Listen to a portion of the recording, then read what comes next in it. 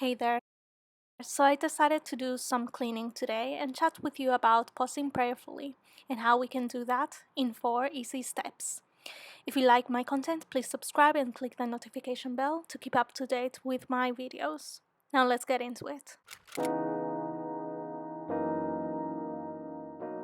Before anything, I want to make a disclaimer. I am not a mental health professional. Everything that is in this video, I share because it works for me personally. So if you struggle with mental health, please reach out to a psychologist or a therapist for professional support. As someone with anxiety, I often struggle with overthinking, overanalyzing, and catastrophizing. You may be familiar with it. The restlessness, nervousness, stresses, and other not so nice S's. The way I end up coping with these feelings is by watching lots of media, which in the end doesn't make things any better. You see, that's part of my own anxiety cycle. We all have some sort of cycle when we go through anxiety. They all start with an event, thought, or feeling that triggers our nervous system into fight, flight, or freeze mode, which leads to our overthinking, overanalyzing, and catastrophizing, which drives our anxiety to escalate into the intensification of physical symptoms. And often we turn to our automatic behaviors, which are usually unhealthy habits of escapism, like watching Netflix for long periods of time, which only brings a short-term relief. And therefore, we end up more overwhelmed than we first began. And we start the cycle all over again. If you want to know more about the anxiety cycle, I have linked some information on the description for this video. I don't know about you, but I tend to go through the anxiety cycle just because I am overthinking about feeling anxious. Raise your hand up if you are guilty of this too. This is the thing though. We were not meant to live in that cycle constantly. In my previous video, I talked about the 2 states of the brain. The doing mode, the state where we feel threatened and the brain switches into fight, flight, or freeze mode. And the being mode, the state where we are just present and feeling safe. Stress and anxiety are very normal parts of our lives. That's why God created the doing mode for our brains, so that we can tackle challenges we face along our journeys. The problem with constantly living in doing mode is that it can affect our mental, emotional, and physical health negatively. And it can also impact on the way we go about our daily lives and the quality of our sleep, which we really need. So, if you find yourself getting stressed or overwhelmed, or got yourself turning to your automatic escapism habits, here are the 4 steps to pause prayerfully and reverse the anxiety cycle. Step 1. Awareness. Become fully aware that something is going on in your body with your feelings, your thoughts, and your actions. The thing about the anxiety cycle is that it is a sequence of thoughts, feelings, and behaviors that just happen automatically. But we can start reversing this cycle by bringing awareness to it. Whether you are first experiencing the trigger, or you are going through the overwhelming thoughts, or you are engaging in the escapism behavior, you can bring awareness into that moment. Become aware that your body may be going through palpitations, through heavy breathing, or a headache.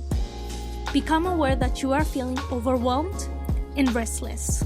Become aware that what you may be doing right now may be a coping mechanism to avoid the feelings of overwhelm and anxiety.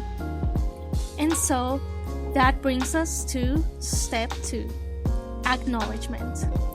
Awareness gives us a starting point, but after that, we need to acknowledge what's going on within us and around us.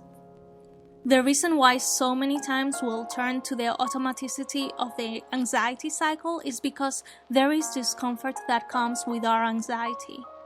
That's why we fall into the escapism behaviors. We tend towards wanting to avoid discomfort. But when we avoid it, what we really are doing is suppressing our feelings and thoughts, which really ends up intensifying our anxiety.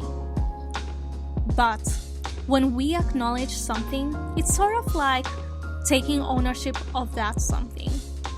If I acknowledge that I am feeling stressed, then I own that feeling. If I acknowledge that I am thinking, I wish I wasn't stressed, then I own that thought. If I acknowledge that I am non-stop watching YouTube, then I own that behavior.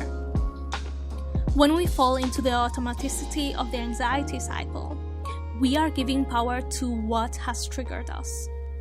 But acknowledgement gives us the power back.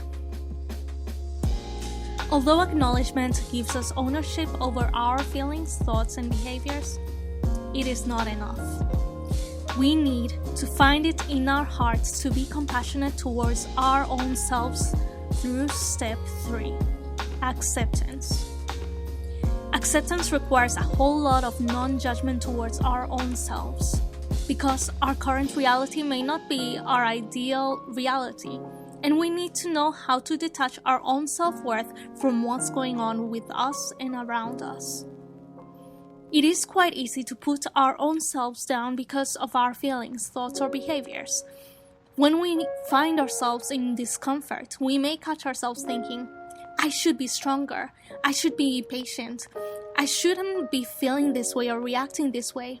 I should be in control of what I'm doing, feeling, or thinking. The reality is that sometimes we are not in control of the thoughts that pass by our minds. Sometimes we actually don't feel the best and wish we could curl up and cry. Sometimes we aren't doing our work or studies and get caught up doing things we shouldn't be doing right now. It's part of our human nature. And that is all right.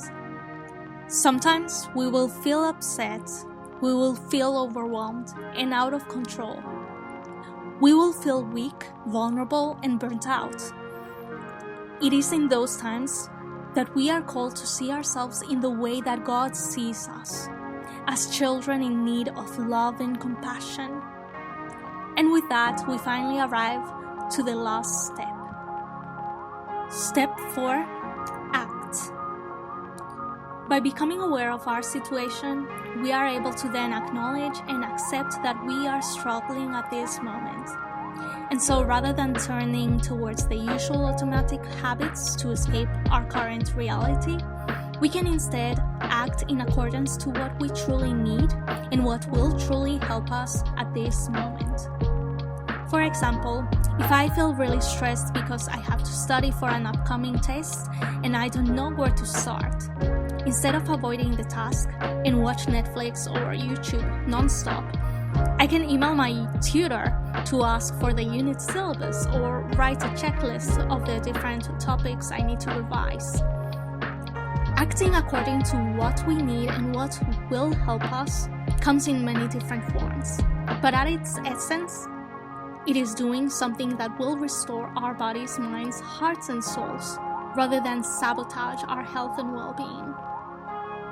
It takes some time to figure out what helps us in these situations, but the more you pause prayerfully to become aware, to acknowledge what's happening and accept your current reality, then it will become much easier to act in a way that honors your dignity and worth.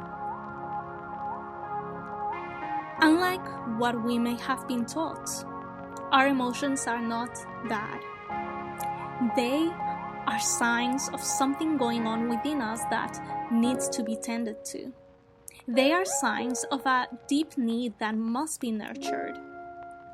That is the gift of our emotions that God has given us, even in our anxiety. Last year I heard this phrase that made a huge difference to my anxiety.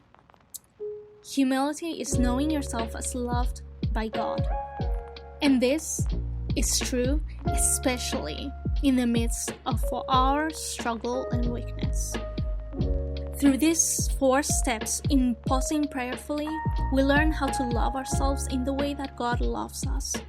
as vulnerable children who are in need of loving nurture. So there you have it, the 4 steps to pause prayerfully. Step 1, become aware. Step 2, acknowledge what's happening. Step 3, accept your current reality. And step 4, act accordingly.